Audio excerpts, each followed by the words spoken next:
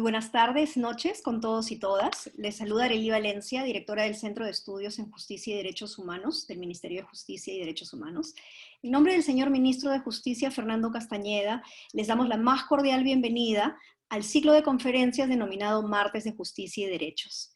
Este es un ciclo de conferencias cuyo objeto es brindar a la ciudadanía un espacio de diálogo y actualización en temas concernientes a la protección de derechos humanos, así como también analizar los últimos desarrollos legislativos y jurisprudenciales en materia de justicia tanto en el Perú como en la región. Durante el mes de mayo, nuestro ciclo de conferencias cuenta con el apoyo especial del proyecto Bridge de la Organización Internacional del Trabajo, OIT, bajo la dirección de la doctora Teresa Torres.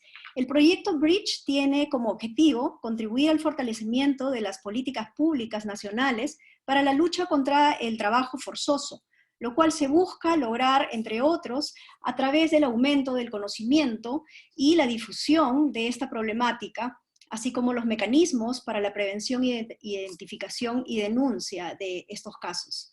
En esa línea, la ponencia de esta tarde o noche ya se titula Riesgos y respuestas al delito del trabajo forzoso en tiempos del COVID-19, a cargo del doctor Armando Sánchez Málaga Carrillo, a quien le damos la bienvenida.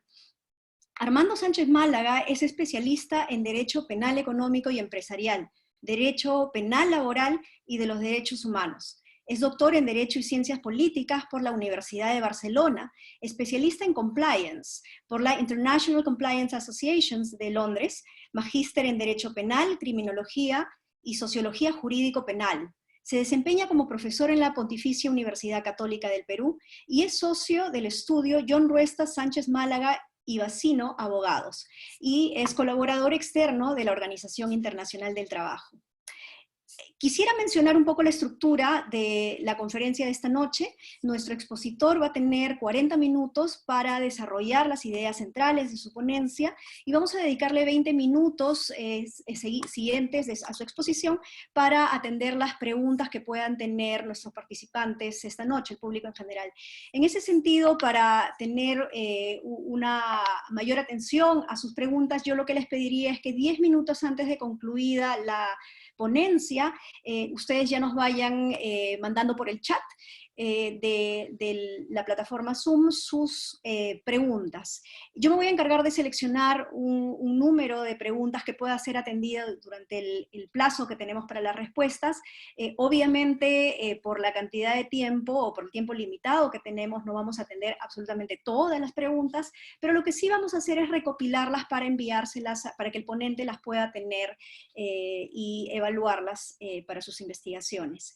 Entonces, sin mayores preámbulos, les agradezco su atención. En este momento somos ya 213 participantes y le doy la palabra al doctor Sánchez Málaga para que inicie su ponencia, agradeciéndole la participación y dándole la bienvenida a este espacio del Ministerio de Justicia y Derechos Humanos. Muy buenas noches. En primer lugar, muchísimas gracias por la invitación a la doctora Arely Valencia y al Ministerio de Justicia y Derechos Humanos. Asimismo, agradecer a la doctora Torres, a la doctora Teresa Torres de la Organización Internacional del Trabajo y al Proyecto Bridge por la oportunidad de poder brindar esta ponencia esta tarde y de poder compartir algunas preguntas y opiniones en torno a una problemática muy trascendente en el caso peruano, que es la problemática del trabajo forzoso, del delito de trabajo forzoso, y que cobra especial relevancia en el contexto de crisis que estamos viviendo. Quiero, antes de comenzar, además agradecer la presencia de todos ustedes y el interés de compartir la discusión sobre este tema esta tarde. Voy entonces a compartir el PowerPoint para poder comenzar con la ponencia. Bien, hemos titulado la ponencia Riesgos y respuestas al delito de trabajo forzoso en tiempos de COVID-19. El objetivo de la ponencia es atender a dos elementos fundamentales. primero comprender qué significa el trabajo forzoso, cuáles son los escenarios de riesgo en los que se presenta esta problemática, y luego hacer mención a algunas posibles respuestas que se estén dando o que se puedan dar frente a esta problemática en el contexto que nos está tocando vivir. Vamos a dividir la presentación en 4 puntos que hemos creído relevantes destacar. En el primer punto vamos a tratar de definir y dar algunos elementos sobre lo que es el delito de trabajo forzoso. En un segundo momento vamos a discutir a quiénes serían aquellas personas, aquellos grupos que afectan en mayor medida la problemática del trabajo forzoso. Luego, en tercer lugar, vamos a tratar de explicar cómo aumenta el riesgo del delito de trabajo forzoso en esta situación de crisis en tiempos de COVID-19. Y finalmente, quizás lo más importante para la reflexión, vamos a conversar acerca de las acciones que pudieran ejecutarse o que pudieran proponerse para su ejecución frente a la problemática del trabajo forzoso en este contexto, que son propuestas que son aplicables en cualquier momento, pero que cobran una especial relevancia en los tiempos que nos toca vivir. Comencemos entonces con el primer punto que se refiere a responder esta pregunta: ¿qué es el delito de trabajo forzoso? Habrá que comenzar señalando que cuando hablamos de trabajo forzoso estamos haciendo referencia a una forma contemporánea de esclavitud. Cuando uno menciona la palabra esclavitud, posiblemente lo primero que se nos venga a la mente son algunas imágenes relacionadas a momentos anteriores, momentos del pasado, de siglos anteriores, en torno a la esclavitud. Posiblemente la primera imagen que se nos venga a la mente sea el de unos grilletes, sea la de unas rejas, sea la de personas que caminan encadenadas siguiendo al patrón, incluso puede ser la imagen de un determinado grupo racial o proveniente de algún país específico que esté sometido a la esclavitud. Todas esas son imágenes correctas, precisas, acerca de un fenómeno que no es nuevo, que ha existido durante muchísimo tiempo, pero que ha ido adquiriendo características distintas con el pasar de los años. Cuando se hace referencia a las formas contemporáneas de esclavitud, estamos haciendo referencia también a otras formas de sometimiento de la persona, formas que afectan, sin lugar a dudas, su libertad, su autonomía y su dignidad humana, pero que no necesariamente lo hacen a partir de encadenar, encerrar y golpear a una persona, sino que pueden haber otros medios, otras formas de sometimiento, de abuso, de una situación de vulnerabilidad que generen la esclavitud. Entonces, cuando hablamos de formas contemporáneas de esclavitud, estamos haciendo referencia al sometimiento de una persona a través de cualquier medio que implique la afectación de su dignidad y otros derechos fundamentales. Cabe decir que hasta el año 2016, OIT estima que en el mundo había 5.4 víctimas de formas modernas de esclavitud por cada 1.000 personas. Esto es un número bastante elevado, bastante significativo con relación a la población mundial, y si lo comparamos también con relación a la incidencia de otros delitos que tienen mucha más atención, no solo de los medios de comunicación, sino en general de la acción y de la respuesta de las entidades correspondientes. Entonces, quizás un primer tema que deba llamarnos la atención es que la esclavitud no es cosa del pasado. La esclavitud tiene formas como se presenta hoy en día, y que el número de víctimas en el mundo de las formas contemporáneas de esclavitud es bastante relevante, es bastante significativo. Cabe decir, finalmente, para terminar esta introducción, que cuando hablamos de formas contemporáneas de esclavitud, estamos haciendo referencia a dos grandes fenómenos o a dos grandes fases de un mismo fenómeno. Por un lado, el fenómeno de creación de condiciones de la explotación humana, que se traduce en toda la legislación y regulación para la prevención de la trata de personas, que es justamente aquella conducta que consiste en captar, trasladar, acoger a una persona con la finalidad de explotarla, sea sexualmente, sea laboralmente. Y por otro lado hay una segunda fase, que es la fase de la explotación efectiva, que es donde se materializa la figura del trabajo forzoso, a la que le vamos a prestar singular atención hoy, pero también figuras como la esclavitud y como la explotación sexual. Es un problema de Perú el trabajo forzoso, es un problema de nuestra realidad las formas contemporáneas de esclavitud. En pantalla pueden ver unas imágenes de un caso que seguramente va a llamar la atención de todos nosotros. Se trata de un caso ocurrido hace pocos años en la ciudad de Lima, con ocasión de un incendio en una galería comercial donde funcionaba una fábrica informal, un negocio informal, y en el que fallecieron lamentablemente 2 personas. Se descubrió luego en las investigaciones que estas personas estaban sometidas a condiciones de trabajo no acordes con un trabajo decente y que, por ejemplo, trabajaban encerradas, no se les permitía salir por un número bastante elevado de horas al día y que estaban en una situación de coacción permanente. Ese caso nos hace reflexionar sobre la problemática de las formas contemporáneas de esclavitud y del trabajo forzoso hoy, y la problemática en Perú.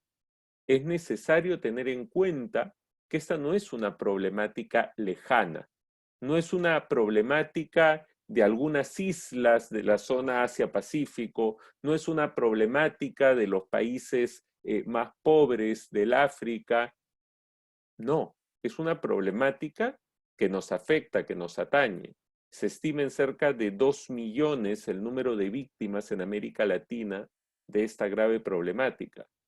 Y claro, en Perú no es la excepción, y en Perú no estamos haciendo referencia a ejemplos que estén lejanos de esta conferencia virtual, que estén lejanos de la ciudad. Estamos haciendo referencia a un caso que ocurrió en Lima, en pleno centro de Lima, ¿no? Entonces se trata de una problemática que merece nuestra particular atención. Y ha merecido la particular atención del legislador penal al tipificar como delito en el Código Penal el trabajo forzoso hace apenas 3 años. El 6 de enero del año 2017 se publicó una modificatoria del Código Penal a través del decreto legislativo 1323 y se incluyó el artículo 168b en el Código Penal. Cabe señalar que aquí el esfuerzo de la Organización Internacional del Trabajo debe ser destacado, ¿no? Porque durante años insistió sobre los vacíos que existían en nuestra legislación que no atendía directamente esta problemática del trabajo forzoso. Pues hace 3 años se logró incorporar este artículo al Código Penal que me voy a permitir leer.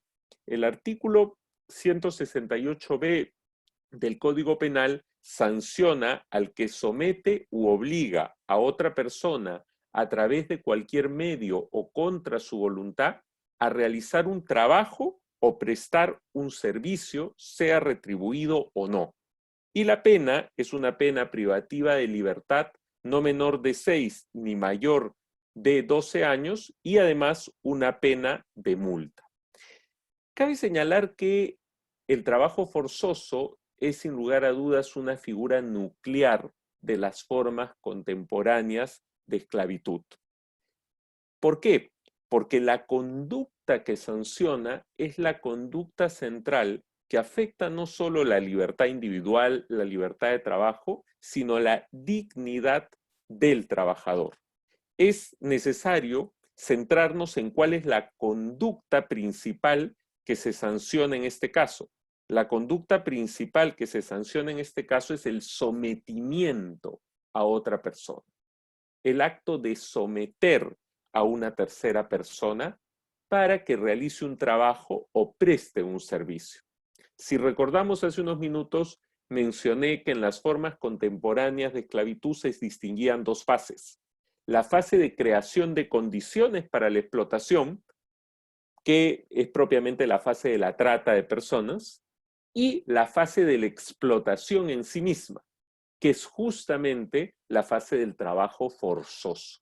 Y acá lo que se está sancionando penalmente es el acto de someter a una persona a la realización de un trabajo o a la prestación de un servicio.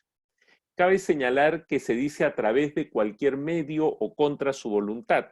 Aquí habría que precisar que la única forma adecuada de entender y de interpretar el tipo penal es en concordancia con la acción típica, que es someter a una persona, y en concordancia con ello únicamente se van a sancionar aquellos casos que sean contrarios a la voluntad de la víctima, ¿no? Cualquier medio que se utilice sí, pero contrario a la voluntad de la víctima, porque sería la única forma de someterla a la realización de un trabajo o a la prestación de un servicio.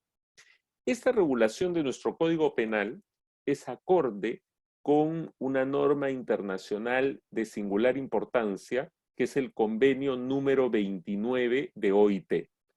Esta es una norma del año 1930, ratificada por el Estado peruano en la década del 60 del siglo pasado, que define lo que es y lo que no es el trabajo forzoso, y nos dice que los casos de trabajo forzoso se caracterizan por la presencia de tres elementos. El primero de ellos es la realización de un trabajo o servicio personal. En este caso se trata de la realización de cualquier tipo de trabajo. No interesa el sector en el que se preste, el tipo de actividad, si es un trabajo de un profesional o no. No interesa la naturaleza del trabajo. Tampoco interesa las características del trabajador, su edad, el sexo, la raza, la nacionalidad. Y finalmente, tampoco interesa si se trata de un trabajo en el sector formal o informal. Incluso el trabajo podría consistir en una actividad ilícita, ilegal, y sería comprendido dentro de la definición de trabajo forzoso. No nos cuesta imaginar que se someta a una persona para que realice una actividad ilícita bajo amenaza, que ese sería un claro caso de explotación laboral de trabajo forzoso. Entonces, es un concepto amplio de trabajo o servicio personal el que recoge el convenio 29 de OIT. El segundo elemento es que ese trabajo se realice bajo la amenaza de pena o coacción.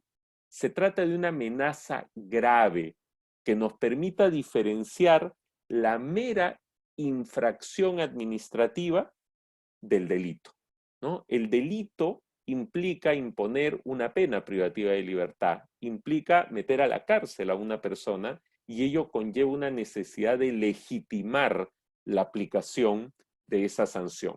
Y la forma de legitimarla, o una de las formas, es a través de la tipificación de una conducta prohibida que sea lo suficientemente lesiva, lo suficientemente grave.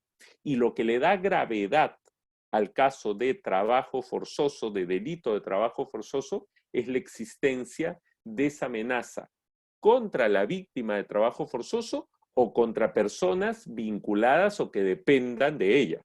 Por ejemplo, sus familiares, sus hijos, sus padres, que podrían estar bajo amenaza también.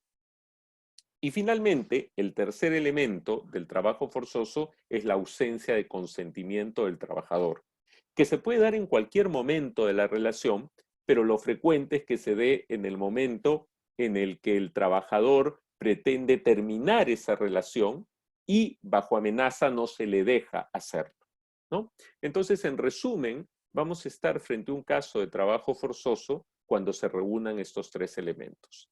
Que exista un trabajo o servicio personal realizado bajo amenaza grave sobre el trabajador o sus familiares o personas vinculadas, dependientes de él, y que no cuente con el consentimiento de este trabajador. Esa es la definición de trabajo forzoso del convenio 29 de OIT, y es una definición, ¿no?, que ha sido acogida en el artículo 168b del Código Penal, en el que, como hemos visto, se reúnen esos tres elementos. Y se añade quizás uno adicional, que es la irrelevancia de la retribución. Y ese es un aspecto positivo de nuestra norma, porque no se permite que la excusa o que el hecho de pagarle algún tipo de retribución al trabajador pueda servir como una excusa para soslayar la existencia de una relación de explotación laboral. Dicho esto, y teniendo alguna idea ya de lo que es la problemática del trabajo forzoso, en qué consiste el delito y cuáles son sus elementos, la segunda pregunta que nos queremos plantear esta tarde es ¿a quiénes afecta el trabajo forzoso? Y específicamente queremos centrar esta pregunta en la problemática peruana. ¿A quiénes afecta el trabajo forzoso? Para esto es interesante analizar esta especie de pirámide de los factores de riesgo del delito, ¿no? Diferentes autores, diferentes sociólogos y criminólogos plantean que la existencia o el surgimiento de la criminalidad, sobre todo de la criminalidad violenta, implica o está relacionada a la presencia de tres factores de riesgo. El primero es que existan personas en situación de vulnerabilidad. El segundo, que existan personas motivadas a infringir la ley, posiblemente por la poca posibilidad de ser descubiertas o por la poca posibilidad de que se les aplique una sanción efectiva. Y en tercer lugar, que se presente ausencia o un insuficiente control, ¿no? Que el guardián, en este caso que el Estado, no tenga las condiciones o los medios para poder llegar a todos los lugares donde el delito podría ocurrir. Entonces, frente a la conjunción de estos tres elementos, una persona en situación de vulnerabilidad, personas motivadas a infringir la ley y la falta de un guardián eficaz, se conjugan y permiten el surgimiento de diferentes delitos, y es el caso del delito de trabajo forzoso. Estos factores de riesgo, de alguna manera, se manifiestan en torno a elementos que están presentes en nuestra realidad. Factores de riesgo importantísimos son la pobreza, son la informalidad, son los bajos niveles de acceso que tiene el Estado para dar prestación pública a la población.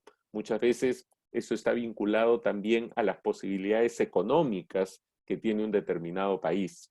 Y a todo esto se suman otros factores como la desigualdad en el desarrollo, por ejemplo, en el desarrollo urbano frente al desarrollo rural, elementos de discriminación frente a minorías étnicas, frente a determinadas comunidades, y la demanda de mano de obra barata o gratuita para la explotación de recursos, sobre todo en zonas alejadas donde el control es más difícil. Todos estos son factores de riesgo que motivan o que propician el surgimiento de casos de trabajo forzoso. Y, por cierto, de otros delitos, muchos vinculados a la criminalidad organizada, pero en esta tarde queremos centrarnos en la problemática del trabajo forzoso.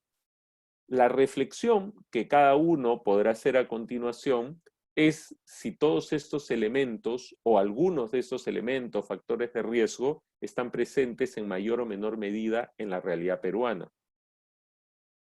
Yo diría que por lo menos uno de ellos debería llamarnos a seria reflexión, y es el que tiene que ver con la informalidad, ¿no? La informalidad es un elemento que, sumado a la pobreza, sumado a una serie de carencias propias del nivel de desarrollo del país, se convierten en factores de riesgo del trabajo forzoso y de las formas contemporáneas de esclavitud.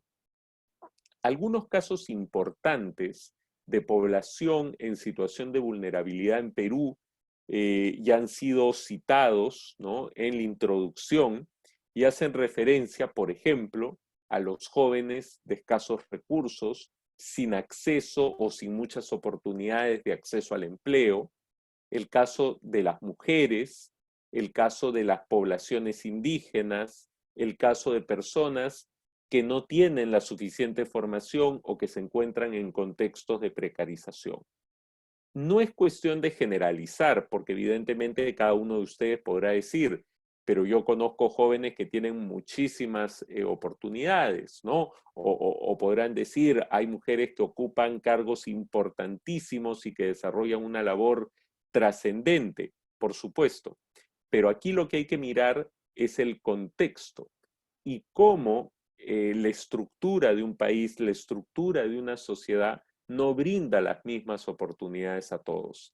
Y en estos casos es particularmente significativa la existencia de diferencias, la existencia de un trato muchas veces discriminatorio y de una poca oportunidad, ¿no?, de acceso a la formación, al empleo formal, al empleo que podemos calificar como trabajo decente, ¿no? Entonces, son casos importantes que tenemos que tener en cuenta cuando analizamos a la población en situación de vulnerabilidad. Y son casos que deben prestar la atención prioritaria de las autoridades y de los especialistas a cargo de esta materia.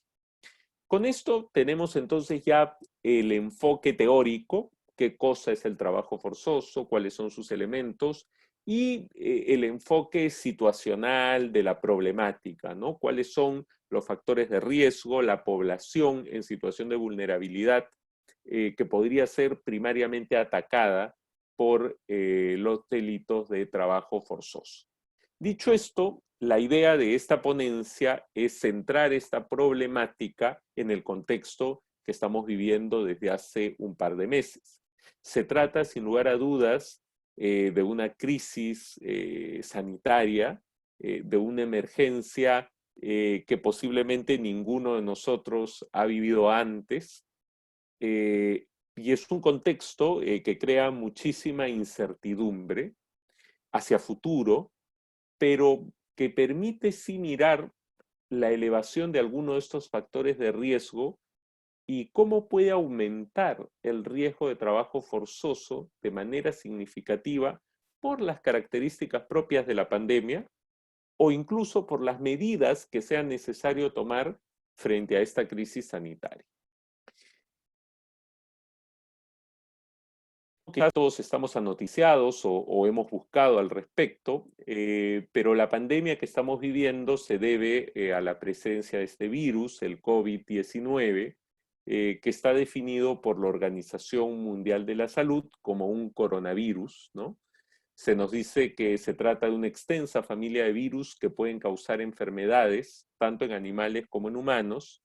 En los humanos se sabe que es una enfermedad que causa infecciones respiratorias, que claro, pueden ir desde un resfriado común hasta complicaciones más severas que ponen incluso en compromiso la vida del paciente, ¿no? Nos dice también la Organización Mundial de la Salud que actualmente el COVID-19 es una pandemia que afecta a muchos, si no casi todos, los países del mundo, ¿no? Se trata de una problemática entonces mundial. Y esta problemática trae efectos. Efectos de la propia pandemia y efectos de las medidas que los estados, que las autoridades, que la propia población tiene que tomar frente a la crisis. Nos interesa centrarnos esta tarde únicamente en los efectos vinculados a la problemática de trabajo forzoso, que es la que estamos efectivamente tratando. Y con relación a ella, aquí en la pantalla están algunos de esos efectos que resulta relevante analizar. Cuando hacemos referencia a los efectos de la pandemia, esta puede traer, sin lugar a dudas, problemas vinculados a la seguridad y la salud en el trabajo, ¿no? No es por nada que se han tomado medidas de prevención, de alejamiento, de distanciamiento social, porque justamente el centro de trabajo, cuanto más aglomerado sea, puede constituir un foco de riesgo para el contagio. No se trata de ninguna información nueva. Lo segundo es que la pandemia puede potenciar condiciones de riesgo existentes en torno al trabajo forzoso. Decíamos nosotros, por ejemplo, que uno de los factores de riesgo en torno al trabajo forzoso era la imposibilidad de que determinados órganos de control o autoridades pudieran llegar a tiempo para prevenir determinados sucesos. Y claro, esa falta, ¿no?, de llegada, esa falta de acceso del Estado, de las organizaciones a la población, se puede ver agudizado por la propia situación de crisis. Y esto hace que se agudicen las situaciones de vulnerabilidad. Una persona que es víctima de explotación laboral, de trabajo forzoso, está en una clara situación de vulnerabilidad. Pensemos en una persona que está aislada o que le restringen o limitan sus movimientos o que cada vez que tiene cercanía al empleador es maltratada físicamente. ¿Qué sucede si esta persona, dada la situación de la pandemia, ¿no?, sufre un mayor aislamiento, sufre mayores restricciones a su libertad? Y esto se vincula directamente con los efectos que van a tener las medidas que se adopten. Y claro, yo sé que hay muchísima discusión y válido interés en el impacto económico de esas medidas, en el impacto en la oferta, en el impacto en la demanda, pero también hay un impacto muy relevante que es el impacto en el mundo del trabajo y cómo se agudizan las situaciones de vulnerabilidad y cómo se elevan determinados niveles de violencia, de acoso. Pensemos en trabajadores que van a tener que permanecer, ¿no?, y no salir del lugar del trabajo por un determinado periodo, justamente como efecto de medidas de cuarentena que se han adoptado en actividades que tienen que mantenerse. Esto genera una elevación de esos factores de riesgo.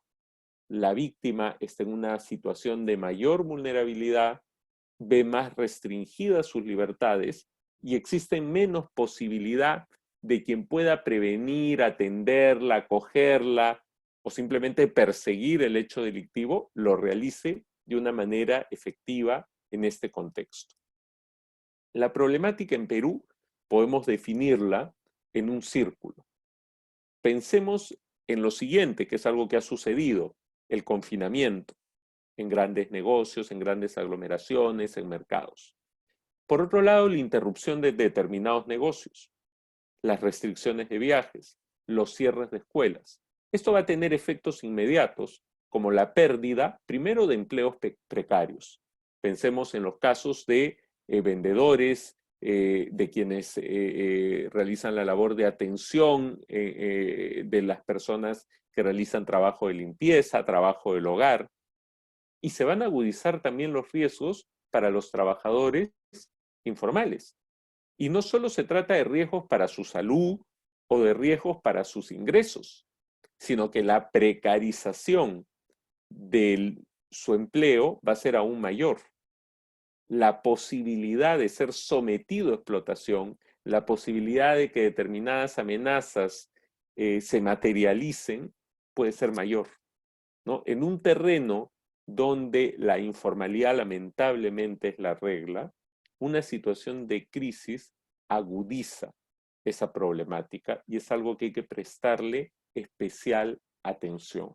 Se trata además de un impacto que sin duda puede ser desproporcionado según la población que se encuentre en situación de vulnerabilidad.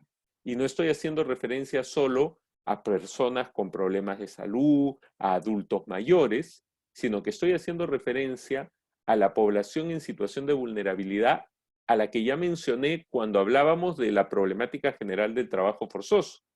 Por ejemplo, a los jóvenes que realizan trabajos independientes o trabajos informales. Por ejemplo, el caso de las mujeres, el caso de los trabajadores sin protección social, de los trabajadores migrantes, de las poblaciones indígenas. El impacto que puede generar la crisis en estos grupos de la población puede ser mucho más significativo que en otros sectores que cuentan con mayores elementos de protección. Dicho esto, teniendo en claro entonces qué cosa es el trabajo forzoso, siendo conscientes de que es un problema en la realidad peruana y siendo conscientes de que la pandemia y las medidas que se han tomado frente a la misma pueden agudizar los factores de riesgo de trabajo forzoso, cabe aterrizar en el punto central de esta presentación, que es responder o tratar de responder a la pregunta de qué acciones pueden ejecutarse frente a lo que viene ocurriendo. Existen al respecto una serie de recomendaciones de OIT que han sido dictadas recientemente, algunas, que hacen referencia a que las normas internacionales del trabajo contienen orientaciones específicas para velar por que haya trabajo decente en el contexto de la respuesta a la crisis. Y existe también la recomendación 205, que nos dice que para responder a las crisis es necesario asegurar el respeto de todos los derechos humanos y el imperio de la ley, incluido el respeto de los principios y derechos fundamentales en el trabajo y de las normas internacionales del trabajo. Y se hace referencia también a la importancia del diálogo social en la respuesta a las situaciones de crisis y la función esencial que incumbe a las organizaciones de empleadores y de trabajadores en las respuestas a las crisis. No se trata de meras declaraciones de principios o de buenas intenciones. En estas recomendaciones hay algo que es muy concreto, y es que en la situación de crisis, en la situación de excepción que vivimos, cobra importancia singular el respeto de los derechos fundamentales del trabajador y de los derechos fundamentales en general, así como del imperio de la ley. No podemos pretender argumentar que nos encontramos en una situación excepcional y que esa situación excepcional justifica restricción de derechos, en sentido de derechos fundamentales del trabajador, en sentido de protección de las mínimas pautas para que exista un trabajo decente. Todo lo contrario. Justamente es un momento de prestar mayor atención y de agudizar los niveles de control y de respeto por esta situación. Ahora, ¿cómo materializar esto a través de una serie de acciones específicas? ¿Qué cosa hacer? A título muy preliminar, lo que cabe señalar es, primero, informar acerca de los riesgos. Es necesario, sin lugar a dudas, generar conciencia y compromiso de la población y de los funcionarios. En segundo lugar, es necesario prevenir. Prevenir a través de directivas que refuercen los mecanismos de prevención del trabajo forzoso, del acoso, de la violencia, así como reforzar las labores de inspección del trabajo y sumar a esto, por supuesto, la acción de los operadores de justicia que cobran un rol fundamental en la tarea de prevención. Aquí es importante tener en cuenta una triple perspectiva. Hemos dicho que el trabajo forzoso es un delito, que está justificado que lo sea, que tiene los elementos que lo dotan de la gravedad suficiente. Pues bien, frente al delito es necesario tomar tres tipos de medidas. Perseguirlo, sin lugar a dudas, pero quizás perseguirlo, y escúchenme bien, sea la menos importante de las tres medidas. Con esto no estoy diciendo que no sea necesario, por supuesto, es indispensable perseguir el delito. Pero si nos limitamos a perseguir el delito, se trata de un esfuerzo en vano, de una tarea no solo insuficiente, sino ineficaz. Es necesario atender a otros dos elementos. Por un lado, la prevención de ese delito, y para prevenirlo hay que atender a las causas del delito, a través de políticas públicas, a través de mecanismos de información, de formación. Y por otro lado, es necesario atender a los grupos en situación de vulnerabilidad, a los sectores de mayor riesgo y procurar una adecuada recuperación a la víctima de explotación, para que no se produzcan procesos de revictimización. De esa manera, es importante también promover la generación de un empleo en condiciones de trabajo dignas y, por cierto, denunciar los casos de abuso y de explotación. Pero todas estas medidas tienen que tener esta triple óptica: prevenir, perseguir y proteger a la potencial víctima o a quien ya es víctima de una situación de explotación. Si no atendemos a esta trilogía de acciones, cualquier tipo de recomendación o cualquier tipo de labor podría no ser eficaz o seguramente no va a ser eficaz. Desarrollemos un poco algunos de estos elementos tratando de ajustarme al tiempo otorgado. Decíamos en primer lugar que era necesario informar. Era necesario informar a la población, por supuesto, y a las autoridades, por supuesto, también, acerca de la problemática del trabajo forzoso, de la problemática de las formas contemporáneas de esclavitud y cuáles son las señales de riesgo, cuáles son los indicadores de trabajo forzoso. Aquí en la pantalla tenemos una relación, una serie de indicadores de trabajo forzoso, como la violencia, la restricción de movimientos, el aislamiento, la servidumbre por deudas, y otras como las amenazas, las condiciones abusivas de trabajo y de vida, el engaño, la retención de documentos, en fin, son una serie de indicadores de una situación de explotación laboral.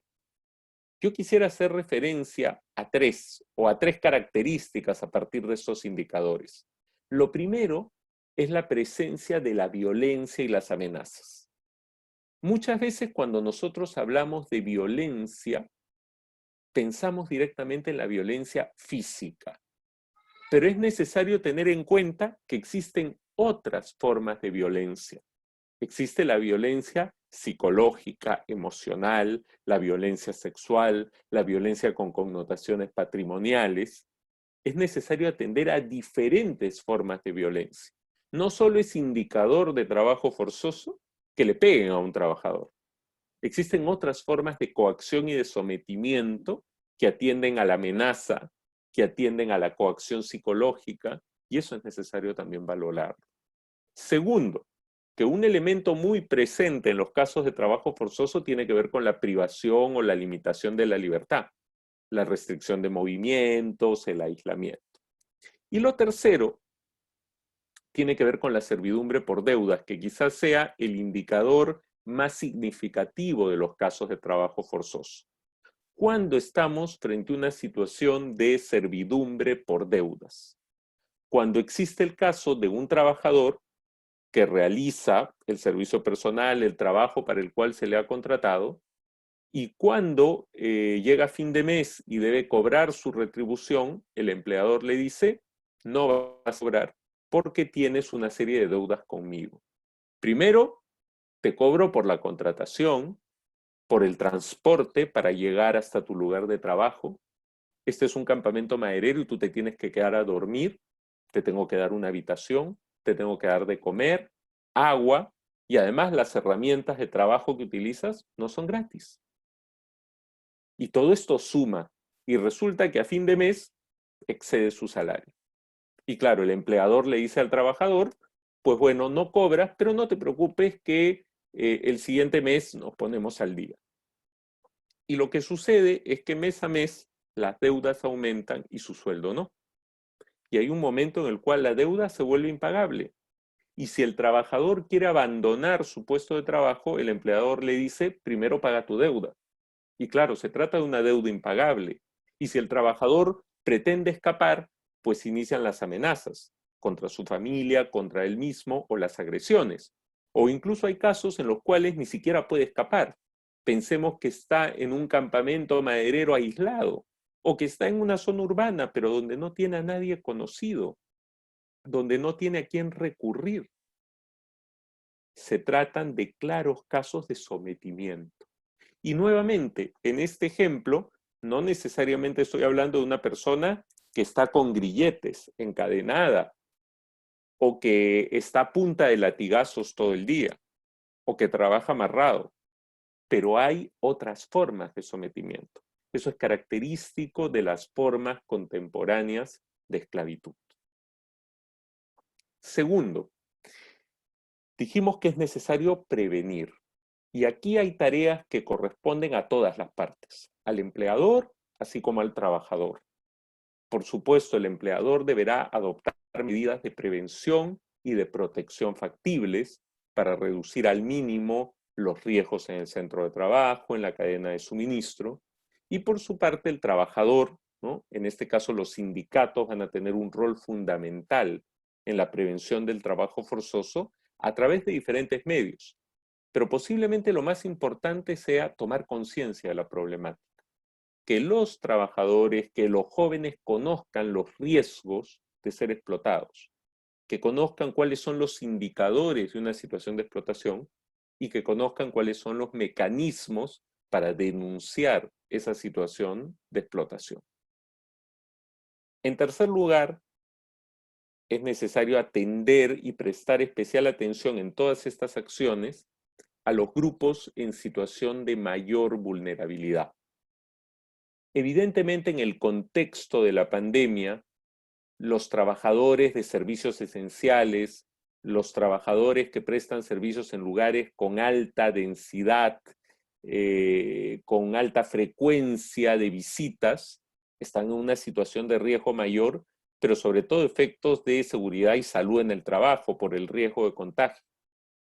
Pero tenemos que mirar también aquella población que no necesariamente tiene un contacto directo con el riesgo de contagio o con el virus, pero que sí tiene un mayor riesgo de ser sometida a explotación laboral, a trabajo forzoso.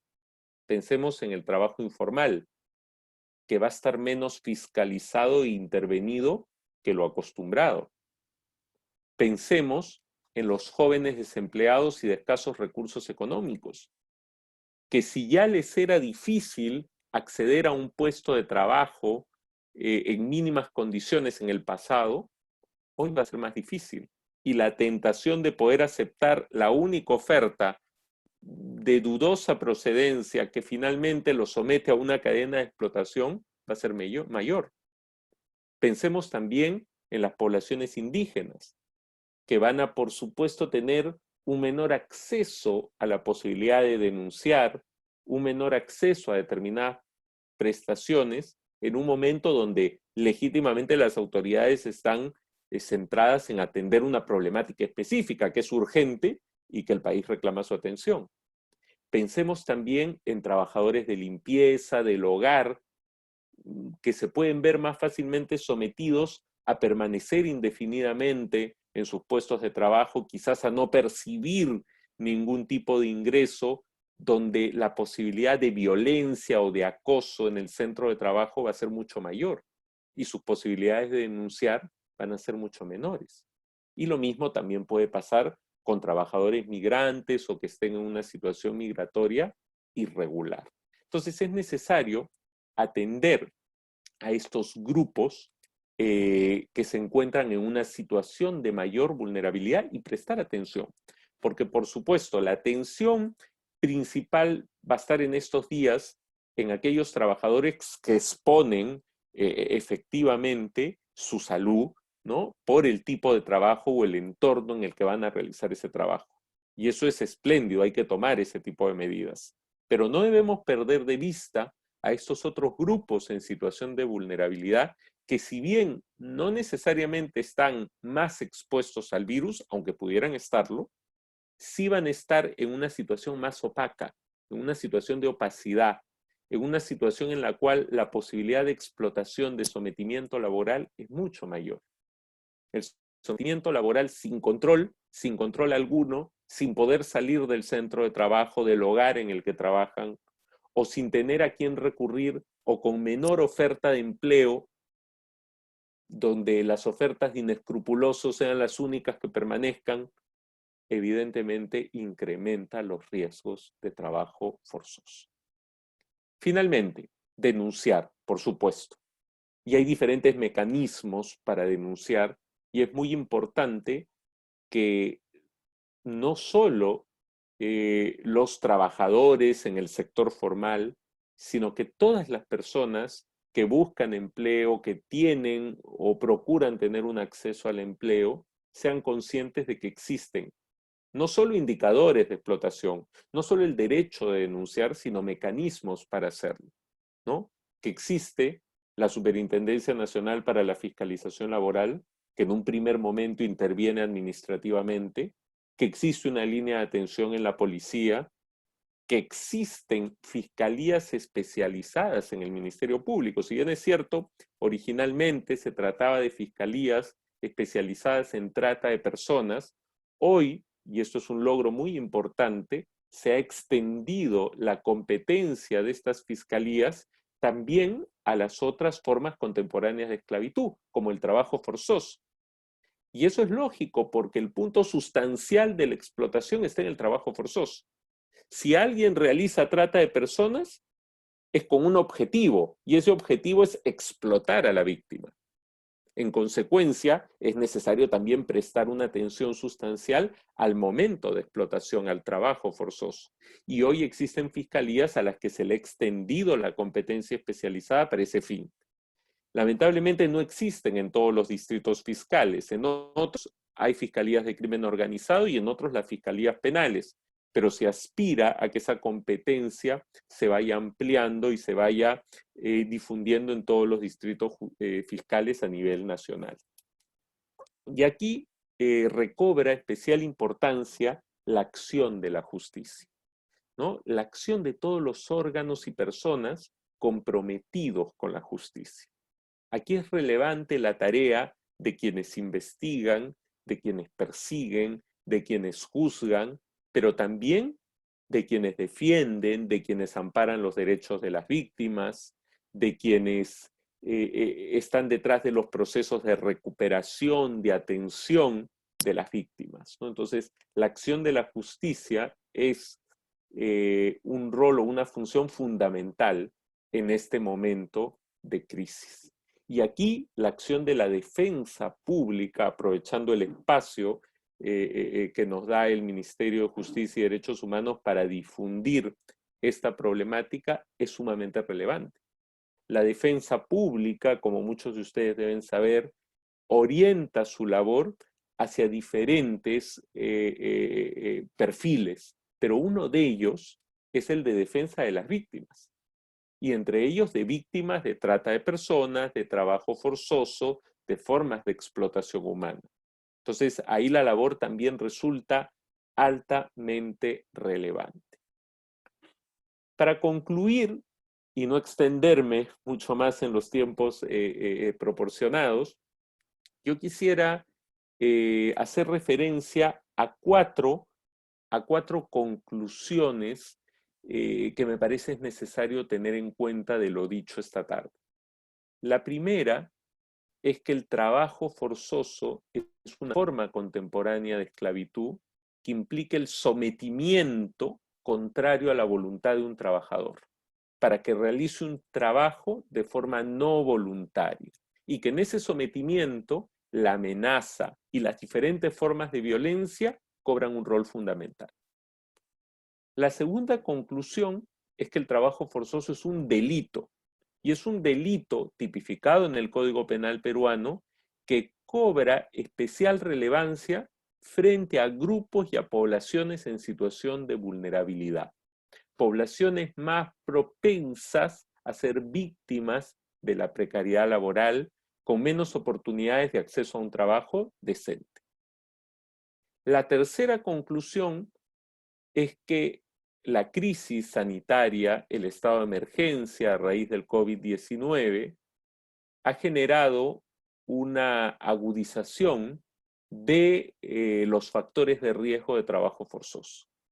Y la propia pandemia del COVID-19, pero también las medidas que se han tomado necesarias, vitales frente a ello, pueden incentivar o aumentar o agudizar la situación de vulnerabilidad en la que se encuentran determinados grupos. Pensemos nuevamente, trabajadores de limpieza, los trabajadores del hogar, los jóvenes en desempleo que únicamente reciben la oferta de un empleo precario con un alto riesgo de ser sometido laboralmente. Y finalmente, la cuarta conclusión. Para hacer frente al trabajo forzoso ayer y también hoy y mañana después de la crisis, es necesario, por cierto, denunciar. Pero antes de eso, primero hay que prevenir. Y para eso tenemos que conocer qué es el trabajo forzoso, cuáles son sus factores de riesgo, cuál es la población en mayor situación de vulnerabilidad y qué podemos hacer frente a ello. Hay que conocer, hay que capacitarnos, hay que informar. Y esta información es muy importante que se difunda y por eso es extraordinaria la iniciativa del Ministerio y de OIT en el sentido de poder difundir esta problemática en este momento tan particular. Además de prevenir, es necesario centrarnos en la población en situación de vulnerabilidad y en la atención a las víctimas. Y en tercer lugar, por cierto, es importante conocer los canales de denuncia y denunciar para que se investigue, se sancione y se determinen las responsabilidades. Pero es necesario que exista ese triple eje de acción. Con esto, yo agradezco muchísimo su atención, su interés y quedo a su disposición para responder las preguntas que tengan a bien realizar.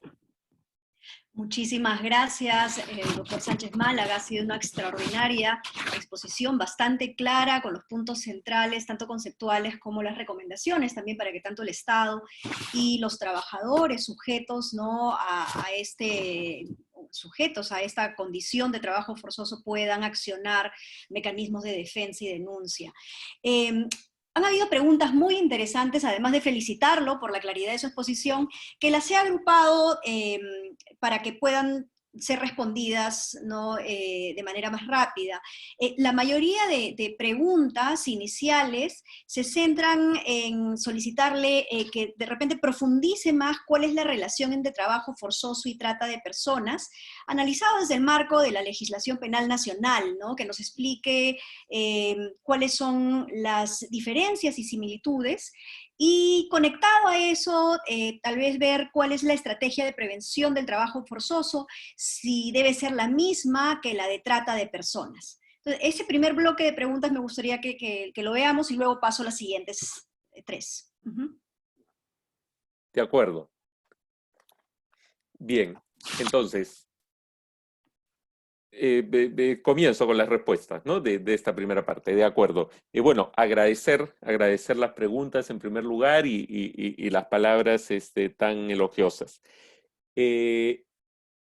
Efectivamente, existe una amplia discusión acerca de la relación que existe entre la trata de personas y el trabajo forzoso. Y yo creo que la mejor manera de lograr una diferenciación es a partir de distinguir los momentos, ¿no?, que nos llevan a una situación de explotación. Estamos pensando en la explotación laboral, pero podríamos pensar también en los casos de explotación sexual. Hay dos momentos que desde el punto de vista de los hechos, no pensemos, aquellos que sean especialistas o que conozcan la norma, no pensemos todavía en la redacción específica de los tipos penales, sino pensemos en cómo ocurre o cómo se llega al caso de una persona, de un joven que ha sido sometido a explotación laboral, a trabajo forzoso. Muy posiblemente ese joven, ¿no?, no haya tenido las oportunidades de formación que hubiera querido, está en la búsqueda de trabajo, no lo consigue y de repente recibe una oferta para trabajar en una localidad muy lejana a donde él vive, en un lugar que él no conoce, ¿no?, pero se le ofrece un buen sueldo o se le ofrece atender una urgencia que él tiene, por ejemplo, tiene un familiar enfermo y necesita dinero inmediato, se le ofrece un adelanto, ¿no?, y luego se le ofrece el transporte, nosotros te vamos a llevar, ¿no?, es un lugar bastante alejado, pero ahí se te va a dar todo aquello que necesites. Ese es un proceso en el cual todavía no existe un efectivo acto de sometimiento o una explotación humana, pero es un proceso que se realiza con una finalidad, la finalidad de someter a la víctima a la explotación. Ese es el proceso propio de la trata de personas. ¿Cuál es la finalidad de sancionar la trata de personas? Prevenir los actos de explotación, sin lugar a dudas. En derecho penal hablamos de adelantar la punibilidad. Lo que queremos es ponernos un paso antes, un momento antes. No vamos a esperar a que la víctima esté siendo sometida. No vamos a esperar a que se esté explotando efectivamente a una persona, sino que vamos a sancionar actos previos que se realizan con la finalidad de explotarlo. Y eso es lo que sanciona la trata de personas. La realización de esos actos previos. Mientras que el delito de trabajo forzoso sanciona la explotación efectiva de la víctima. Ya en varias recomendaciones y observaciones que formuló la OIT antes del año 2017 que se tipificara el delito de trabajo forzoso, observaba en nuestra legislación penal determinados vacíos, porque decían, sí, la trata está bien, está muy bien que esté tipificada, porque es un mecanismo para prevenir la explotación. Pero es que pueden haber casos de explotación que no estén necesariamente relacionados a la trata de personas. Y ahí sí se genera un vacío legal, porque se trata de dos momentos distintos.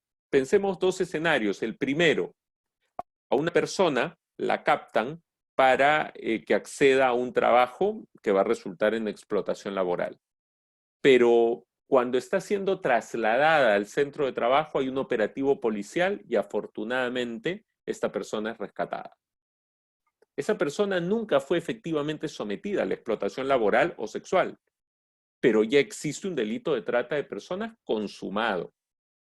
No se exige, y aquí ya entramos al tipo penal y a la dogmática del delito, no se exige, ¿no?, la explotación efectiva para que haya trata de personas.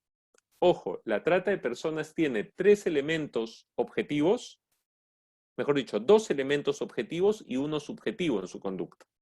Los objetivos son una conducta, que puede ser la captación, el traslado, la acogida. El otro objetivo es un medio, que puede ser la violencia, el engaño, el abuso de la situación de vulnerabilidad. Y el tercero es un elemento subjetivo, que es la finalidad de explotación. No es un elemento objetivo, es un elemento subjetivo. No se exige que la explotación se efectivice objetivamente. Se exige únicamente que la acción y el medio se realicen con la finalidad de explotar. Entonces, para sancionar la trata no es necesario que se dé la explotación. Primer escenario. El segundo escenario, que se produzca un caso de trabajo forzoso que no necesariamente derive de la trata de personas o que no podamos probar el momento previo. También puede haber un problema probatorio, que nosotros en un operativo, ¿no?, de las autoridades del trabajo, de las autoridades policiales, fiscales, se descubra, ¿no?, un campamento de trabajo forzoso, ¿no?, se rescate a las víctimas y pues se ponga a disposición de las autoridades a los explotadores. Pero no necesariamente está acreditado el momento previo de captación. Alguno podría señalar, pero hay una figura en nuestra legislación que es la retención. Si es una figura bastante discutible y hay un reciente acuerdo plenario de la Corte Suprema que limita bastante la figura de la retención justamente para diferenciarla de lo que es la explotación efectiva. Y eso se puede hacer ahora porque ya existen los dos delitos, la trata de personas y el trabajo forzoso. Pero se me ocurre también un caso de trabajo forzoso que no necesariamente tenga que ver con la trata. Figúrense el caso de una persona que voluntariamente comienza a realizar un trabajo y una relación laboral que más o menos se lleva conforme a las normas, pero de repente la administración de la empresa o del grupo económico cambia y quieren imponer nuevas condiciones a ese trabajador. Y el trabajador que no las acepte, pues es sometido a amenazas, a presión y a violencia. Ahí se está creando una situación de trabajo forzoso donde antes no la había y no ha habido ningún acto de captación, de traslado, de acogida ni de retención. No hay trata de personas. Entonces, si bien son dos fenómenos vinculados, ambas son formas contemporáneas de esclavitud, número uno. Número dos, si bien en muchos casos están juntos, se producen ambos. Número tres, no siempre. tienen que estar juntos y podrían incluso presentarse de manera aislada. Con lo cual creo que es muy saludable que exista una tipificación diferenciada. Esto a nivel del primer grupo de preguntas que tenían que ver con la relación dogmática, técnica entre la trata y el trabajo forzoso. El segundo grupo de preguntas tiene que ver con las estrategias de prevención. Las estrategias de prevención hacen referencia a qué medidas toma el Estado, las autoridades frente a esta problemática. ¿Podemos separar la acción de trata de la acción de trabajo forzoso? No. Si bien se trata de figuras dogmáticas y teóricas distintas, ¿no? La estrategia de persecución del delito tiene que mirar la relación que tienen ambos para poder hacer una estrategia conjunta. Y esa es un poco la idea, entiendo yo, del Ministerio Público al momento de extender la competencia de las fiscalías de trata de personas para que conozcan los casos de trabajo forzoso. Ahora, definitivamente que en el análisis de uno y otro fenómeno van a intervenir elementos distintos, porque finalmente son fenómenos distintos. Pero, por ejemplo, se me ocurre una herramienta que ha sido trabajada por OIT en torno a la problemática del trabajo forzoso, que también puede ser muy útil para prevenir y detectar los casos de trata de personas, y son los indicadores de la explotación. Yo he mencionado varios de ellos. Me detuve bastante en el tema de servidumbre por deudas, pero se me ocurren también los indicadores de violencia, los indicadores de condiciones abusivas de vida y de trabajo, los indicadores que están relacionados a la retención de documentos. Son indicadores que pueden servir a la prevención y detección de casos de trabajo forzoso, pero también a la prevención y detección de casos que ocurren un momento antes, que son los de trata de personas, ¿no? Entonces, creo que todas las estrategias elaboradas en torno al ataque del problema nuclear, que es la explotación, pueden ser también útiles para atacar el problema anterior al que la ley se adelantó, que es la creación de condiciones para esa explotación. Eso es lo que creo tendría que decir sobre estos dos grupos de preguntas. Muchas gracias. El siguiente grupo de preguntas está más relacionadas con evaluar si hay un indicador geográfico de trabajo forzoso. Entonces, aquí nos preguntan si son los casos más frecuentes de trabajo forzoso registrados en zonas alejadas. Y también ligado a esto es la identificación de los industrias o sectores económicos donde se identifica la mayor cantidad de casos de trabajo forzoso.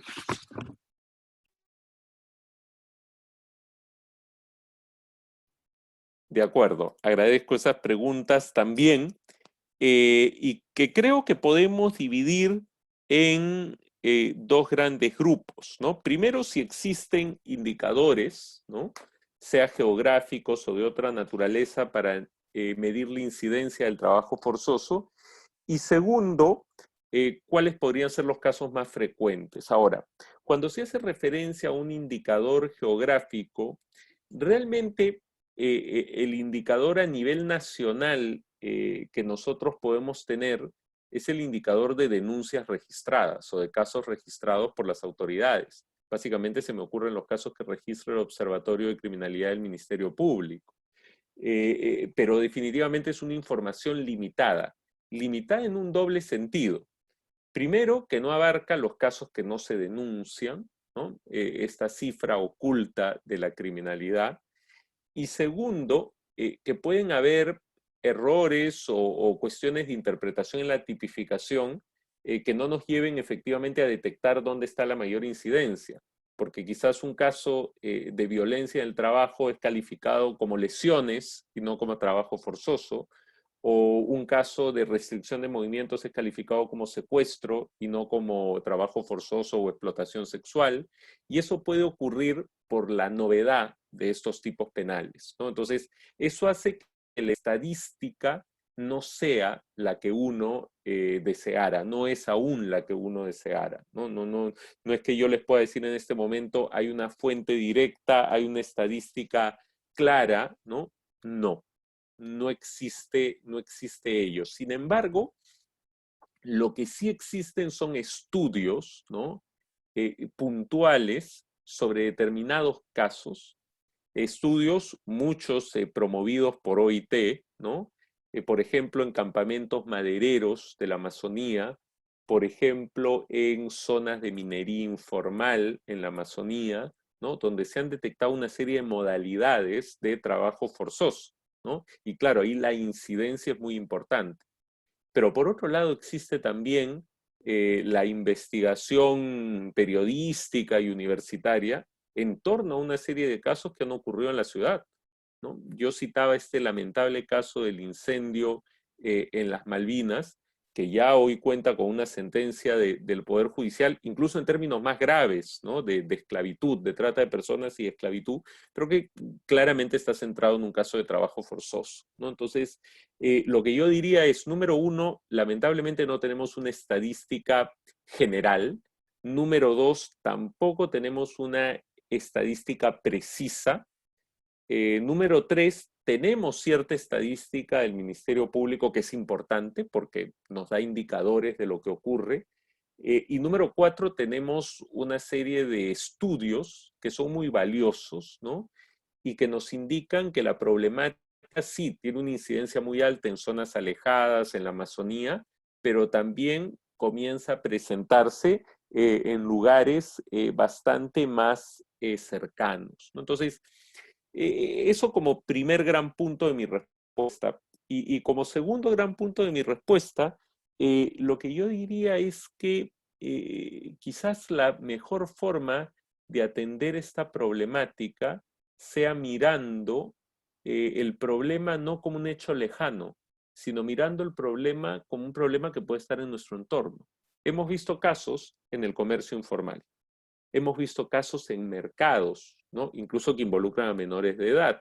Hemos visto casos en el trabajo doméstico, el trabajo del hogar, ¿no? Hemos visto casos en determinados servicios que población migrante proporciona.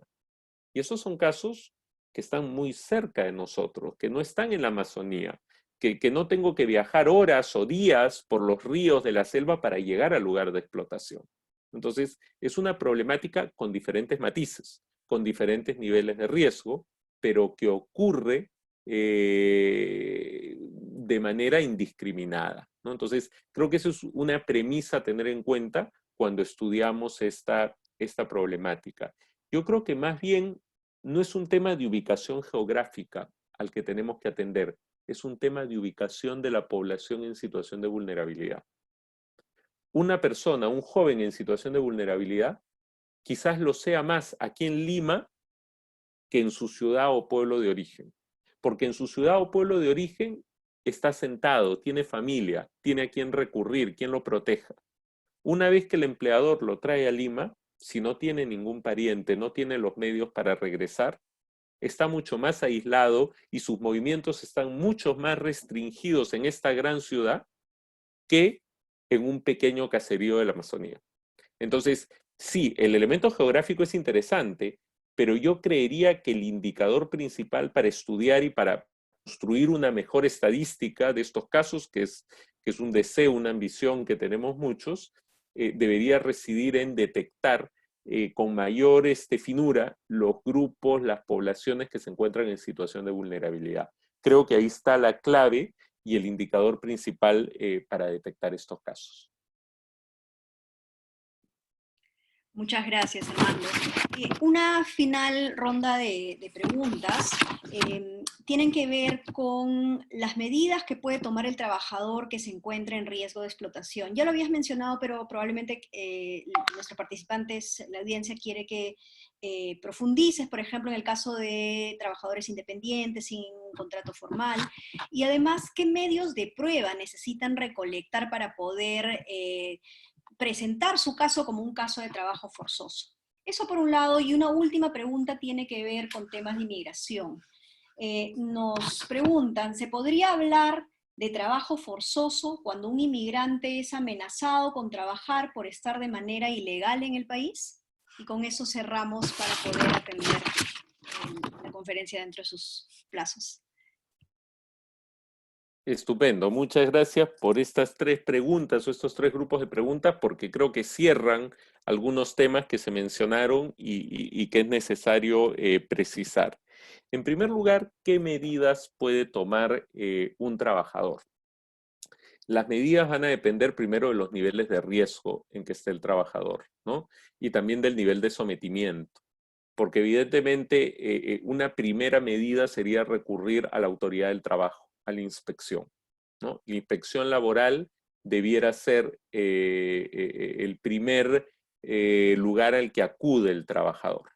Pero claro, eso puede ocurrir sin lugar a dudas en la empresa formal, puede ocurrir en cierta empresa informal, pero cuando yo tengo medios de protección para mí y para mi familia. Pero si ya estamos en una situación de amenaza, ¿no? Yo recurriría, ¿no? O yo recomendaría recurrir primero a la autoridad penal que va a decidir sobre esta materia. Si es que hay una fiscalía especializada en la jurisdicción donde está ocurriendo, yo recomendaría recurrir directamente a la fiscalía. Si es que no hay una fiscalía especializada, pues habrá una fiscalía de turno, ¿no? O habrá una policía especializada en esa materia y habría que recurrir a esa autoridad, ¿no? Y por otro lado, también buscar acción tutelar, ¿no? Buscar en el Ministerio de la Mujer, por ejemplo, algún tipo de mecanismo de atención. Sé que no está en todas las jurisdicciones, no llega a todos los distritos judiciales, pero en aquellos donde llegue, creo que sería importante también recurrir. Esto va a depender del nivel de riesgo al que esté sometido el trabajador, ¿no? El trabajador y sus familiares y el acceso que tenga a esos niveles de protección. Claro, hay casos donde únicamente la acción de la sociedad civil, de las organizaciones y de los medios de comunicación van a tener algún efecto. Imaginemos de personas que están sometidas e incomunicadas en algún campamento aislado y que una investigación lo descubre. Ahí va a tener que ser la acción evidentemente de terceros, ¿no? Entonces, depende mucho del caso en concreto. Lo segundo, que está muy vinculado a lo primero, que se me pregunta es sobre los medios de prueba, ¿no? Los medios de prueba necesarios para interponer una denuncia. Si se trata de una denuncia por delito de trabajo forzoso, primero que el titular de la acción penal, voy a hablar a nivel teórico, es el fiscal, y el fiscal ha de ser quien reúna los medios de prueba. Sin lugar a dudas, la actividad del fiscal muchas veces está sobrepasada por el número de casos, la carga procesal, y cuanto mayor evidencia pueda aportar una víctima, pues va a ser mejor para la labor de la fiscalía. ¿Cuál es la mayor evidencia que se puede aportar? El acta y la documentación de la inspección del trabajo, ¿no? Creemos firmemente que ese es el momento trascendente, porque luego se van a hacer constataciones policiales, verificaciones fiscales, pero luego de ya ocurrido el hecho, de denunciado, cuando las cosas pueden haber cambiado, la evidencia se puede haber modificado, ¿no? Entonces, nuevamente aquí el rol de la inspección del trabajo va a ser importante y las actas y documentación que se genere también. Pero ahora, ese es un elemento y estamos pensando, ¿no?, en la víctima que esté en condiciones de reunir esa documentación. Quizás pensaría más en un sindicato, ¿no?, que ha descubierto un caso y que asesora y asiste. Pero tenemos que pensar que la realidad de muchas personas que son víctimas es una realidad de una situación de altísima vulnerabilidad. Incluso casos donde la víctima está tan sometida que no se reconoce como tal, ¿no? O las posibilidades de revictimización, de ser nuevamente explotadas o del temor a no conseguir un puesto de trabajo son mucho mayores. Entonces, ahí estamos hablando de un problema de políticas públicas, ¿no?, que también es necesario tener en cuenta. En el recojo de los medios de prueba, creo que es también fundamental y está en primera línea la labor del defensor público de la víctima, ¿no? Claro, en pocas ocasiones las víctimas de estas formas delictivas tienen una defensa privada, ¿no? Salvo que se trate de algún tipo de caso pro bono, difícilmente y lamentablemente no existen esos mecanismos en nuestro país. Por lo general, ¿no?, va a tener que acceder a una defensa pública, que puede ser una defensa de primer nivel, pero que también va a tener las limitaciones del gran número de casos, que son las mismas limitaciones que va a tener también la Fiscalía. Entonces, en ese sentido, cobra primera línea y primera importancia la evidencia que se le pueda aportar al defensor público, ¿no? Y nuevamente creo que es importante que indague sobre si se hizo inspección del trabajo, sobre si existe algún tipo de acta, pero que también pues indague acerca de declaraciones de otras personas que han trabajado, de los vecinos del lugar, ¿no? De la propia familia, ¿no? Difícilmente va a haber una constancia escrita. Muchas veces la constancia escrita en estos casos es contradictoria a la versión de la víctima, ¿no? Porque el empleador puede presentar el contrato de trabajo, constancias de pago, ¿no? Para tratar de encubrir una situación de sometimiento o explotación. Que claro, puede existir un contrato de trabajo firmado bajo coacción, pueden existir recibos de pago firmados bajo coacción, no son evidencia, ¿no? Más importante va a ser la evidencia humana, testimonial, que surja al respecto.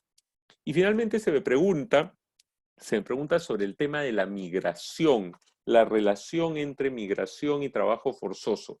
Efectivamente, se considera, y esto tiene gran parte de realidad, que la población migrante en situación irregular está también en una situación de vulnerabilidad, ¿no? Y es más propensa a acceder a un trabajo precario, ¿no? Y el trabajo decente está muy lejos de su realidad. Y efectivamente, como tal, ¿no? Constituye otro grupo de la población en situación vulnerable. Lo que no hay que confundir es la relación concursal de delitos que puede existir entre el tráfico ilícito de migrantes y el trabajo forzoso y la explotación laboral. Pueden ser fenómenos vinculados, pero no son lo mismo, ¿no? No es lo mismo el hecho de comerciar, lucrar con las necesidades de una persona que quiere emigrar a un lugar distinto en búsqueda de oportunidades laborales, con el acto propio de explotación. Lo que pasa es que el tráfico ilícito de migrantes puede desembocar o puede entrar en conexión, ¿no? Con una organización de explotación laboral o de explotación sexual, sin lugar a dudas, ¿no? Entonces, es muy importante ver en qué situación llega el migrante y su situación de vulnerabilidad. Entonces, ahí es donde entra en relación con la problemática del trabajo forzoso. Muchísimas gracias, doctor Armando Sánchez Málaga. Ha sido realmente un gusto tenerlo inaugurando nuestro ciclo de conferencias Martes de Justicia y Derechos en su versión virtual. Quisiera agradecer también a los 340 participantes que estuvieron a lo largo de esta noche escuchándolo y recordarles que las certificaciones de atención a esta conferencia van a estar listas en unos 5 días hábiles. Y también recordarles que gracias al apoyo del proyecto Bridge y la Organización Internacional del Trabajo vamos a continuar profundizando estos temas en las siguientes sesiones, los siguientes martes a la misma hora, de 6 a 7 y media. El siguiente martes vamos a tener al doctor Iván Meini, que es actualmente encargado del Departamento Académico de Derecho de la Universidad Católica, tratando sobre temas de seguridad y salud en el trabajo. Y el subsiguiente martes tendríamos a la economista, exministra del Ministerio de Inclusión Social, la doctora Carolina Trivelli, también tocando temas que tienen que ver con la profundización de las desigualdades en un contexto COVID que también se han mapeado de alguna manera en la exposición del doctor Sánchez Málaga.